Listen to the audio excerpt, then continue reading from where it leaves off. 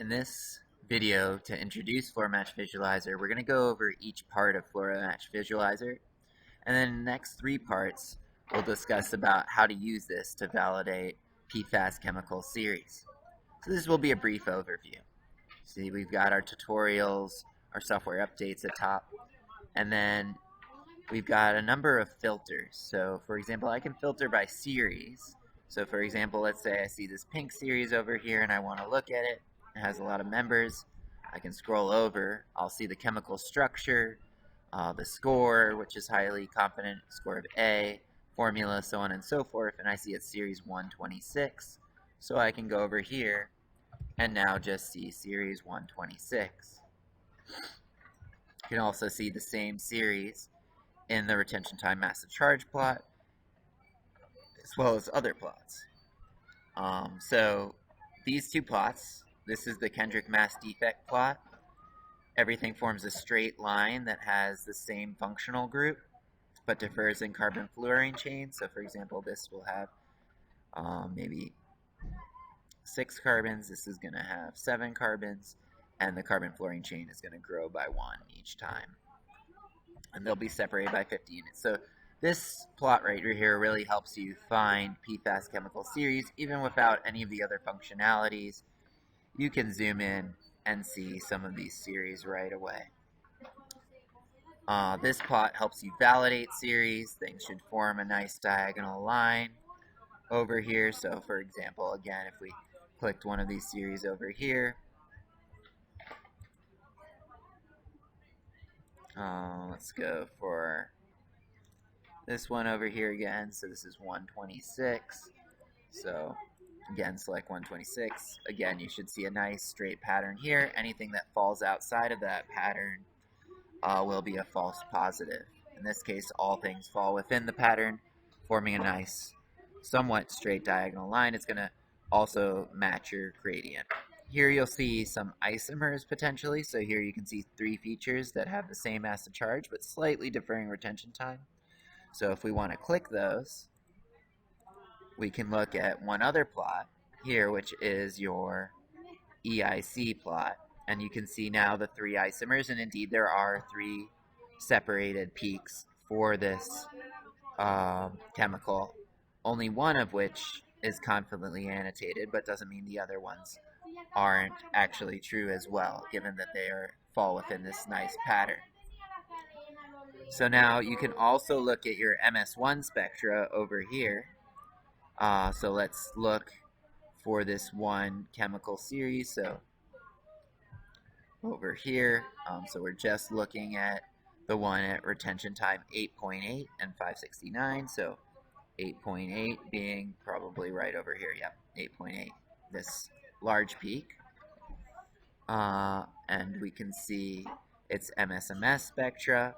There's 2 MSMS spectra for it, so we can look at MSMS files, both for the same file.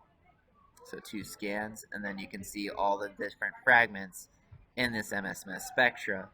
You can also see nicely the MS1. This is the MS1 of everything with only one highlighted. So if we wanted to select just one, we can click this row over here, or this feature, and now we can see the MS1 spectra.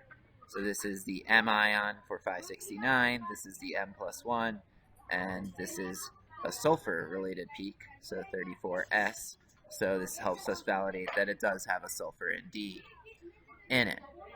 Now you also have these filters over here.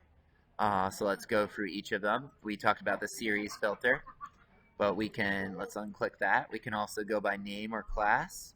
So some of these are in silico, but when you see the very short class names, those are helpful. So if I want to see H substituted PFSAs, I can click over here. There's one confident PFCA with an H on it.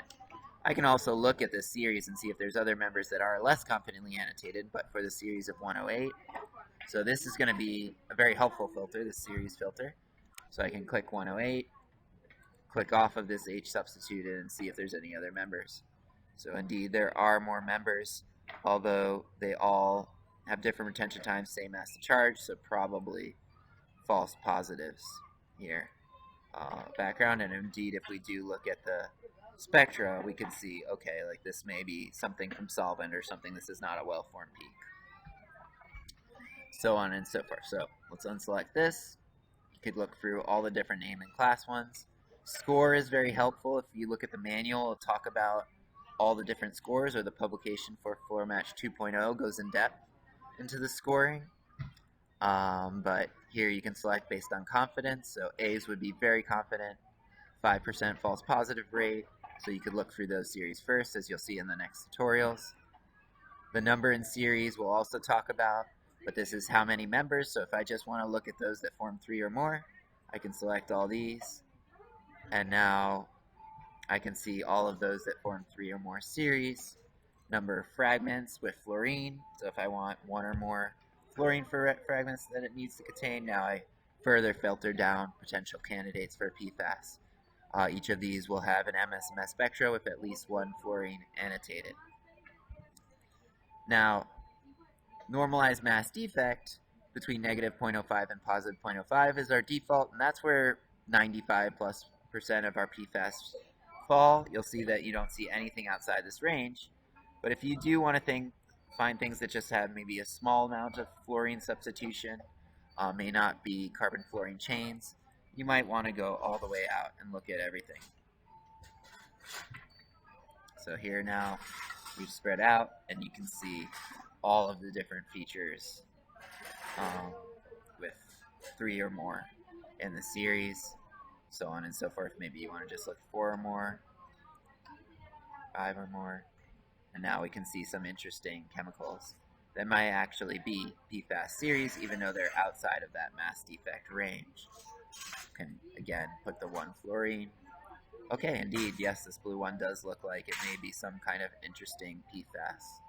CF3, SO2, very nice common PFAS. Here we can look at SO2F.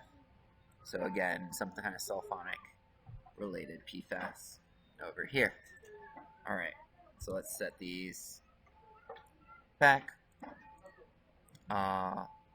Now, we can look at different files. So in this case, there's only one MSMS file, but if you just wanted to look at identifications from a single MSMS file, you could click that one if you had multiple MSMS files. And here's the same thing. So in your EICs and MS1 spectra, if you just wanted to look at, let's say we don't want to look at the blank, you can click foam, and now you'll just be looking at your sample. Let's look at something. I'd be more confident here. Okay, so here's, for example, sample. We want to include our blank, and you of course might have hundreds of samples here. There's our blank, very low signal. See that it's not really in our blank. Now there's also this fragment screening over here. Yeah, sorry, thank you. And if we look at all of the different possibilities here for our fragments, they're sorted by most abundance to least abundance. So 106,687K, so 106 million counts for this SO3, so that's the most common fragment. You might want to look for some PFAS fragments, so a simple common fragment that's most abundant would be the C3F7. You can click and see all those that form C3F7, for example. In this case, we also have this, so we might want to unselect those and see everything that forms C3F7 fragment. And then we can use and or ors as well. So here you could say, I want to look at something that may be a sulfonic acid. So let's look for some sulfonic acid related fragments such as SO2F, and something that has a carbon fluorine chain, 3 or higher units. So I can click that, and so now we can see 4 features that have both of these fragments, most likely PFASs based on that, and we can go through each one of those. This table is nice. You can scroll through all of the filters hits. You can see their structures, retention time, mass charge, name and class, all the possible fragments. And this is using slightly different fragment schema than this, so they might not match perfectly, so it's good to look at both, which MSMS files they were identified in, so on and so forth. Below here is your statistics, if you have statistics, which are groupings that you import into FluoroMatch. So in this case, we have leachate and foam as our 2 samples as our grouping. If you have multiple groupings, you could select from them here. See multiple groupings? Here's your p-value cutoffs. So let's take away all these filters. So we're back to looking at everything. And we'll switch this from N to OR, otherwise you won't see anything. Alright, so now we have all of these different molecules. And here's our volcano plot. Things here are higher in the denominator, so they'd be higher in the foam, and things on this side are higher in the numerator, so the leachate. These are cutoffs that we've created in the red and blue lines, which would be a p-value 0.05. And now you can see just those that are significant. Maybe we want to look at a fold change of at least 2. So this is going to go only in one direction, where they're going to be higher in the leachate over the foam. I probably want something of the opposite, where we're looking at something higher in the, let's go from 0 to 0.05 that are higher in the foam, since that's where PFAS tend to concentrate. And so now you can see all of those. 0.5.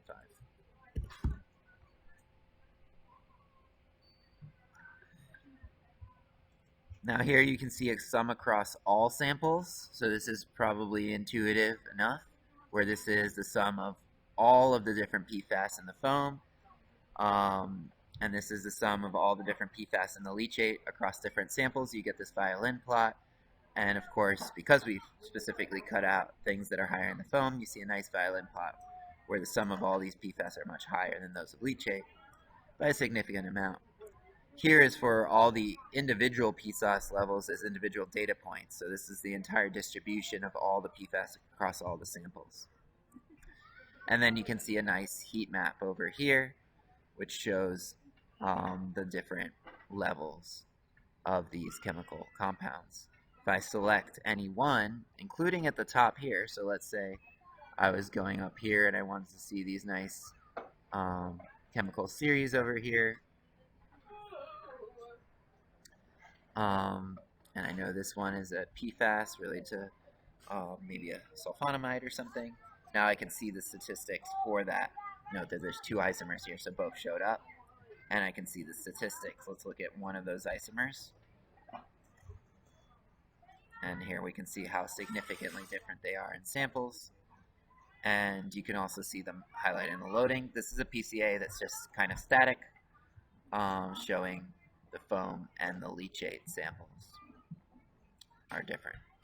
And so that is an overview of all of the different features of this visualizer platform. Thank you very much, and if you guys have any questions, feel free to contact me. We also offer training services.